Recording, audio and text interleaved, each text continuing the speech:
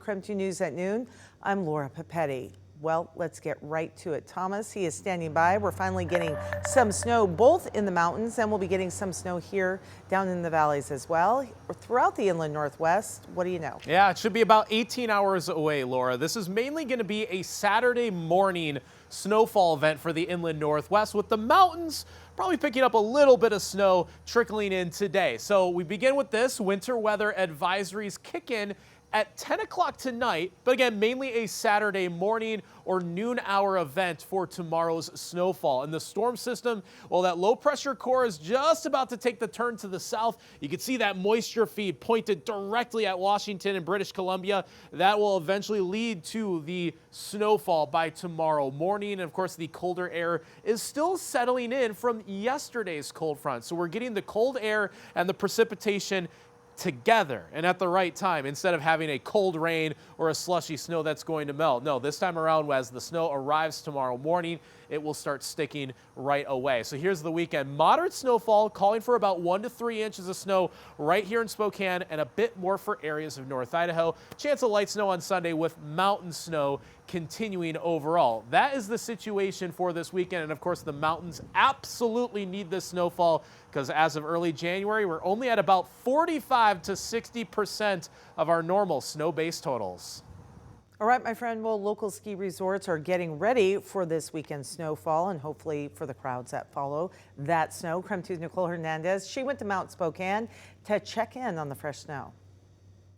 We're very excited. Okay, I just want to explain what we're going to do real quick before we get going, because it might go horribly. So we're going to try to ski down the mountain and do ski, snowboard, whatever, down, and do an interview with our friend Jim here, who's the general manager of Mount Spokane.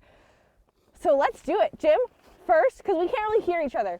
So first, if you want to just chat about why we're here, how much snow we're getting this weekend, and what it's going to do for your runs and what you can open. Yeah. So we had 4 inches of snow overnight, and then we're looking at another 10 inches between now and Monday. We're opening some new terrain, and we've got lots of ski instructors ready to work with the beginners coming up here in the next couple of weeks. That's and this so weekend. Cool. So. Oh, Nate's saying go this way. Go this way.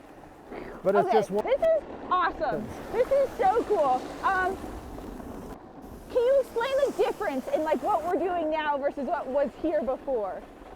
Well, now that we're out of the rock skiing conditions, skiers are really excited to have the perfect snow coming in over the weekend, and we'll have most of our local ski areas and resorts ready to play. Totally. Oh my goodness. So mountain opens today in less than 30 minutes at 9 o'clock. And then of course this is not just snow for Mount Spokane, snow for all of our local mountain resorts, our local area. A ton of snow falling this weekend, especially compared to what we have had this winter. Very excited. We know a lot of people are just ready to get out there, ready to do those winter sports.